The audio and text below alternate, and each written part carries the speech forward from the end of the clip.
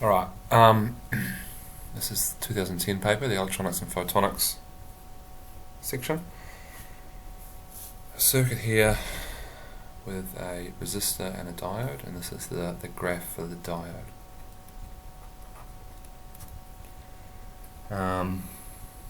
Question's asking what current will flow through the ammeter here. This is a series circuit. The current that flows through this will be the same as the current that flows through this, and the current that flows through this. It's the total current shown in figure 1.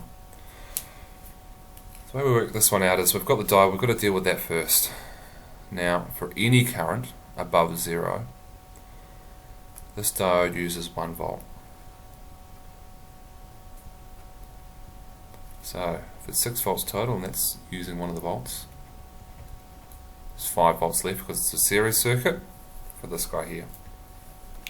Now, we've actually got enough information now to work out the current through him, through this resistor.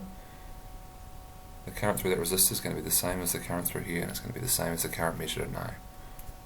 So I is equal to V over R, which equals 5 volts over 500 ohms, 0.01 amps, which is equal to 10 milliamps.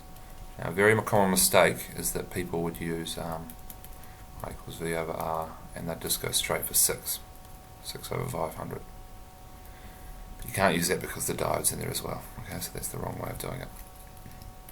In the second question, there's now an extra 200 ohm resistor. This is added in series. Sorry, in parallel to the diode. We're going to go back before and remember the diode always uses 1 volt no matter what the current through it is. So 1 volt over this diode. Now in parallel, the things in parallel always use the same amount. Each arm of the parallel uses the same, so this also uses 1 volt. So what's left for this?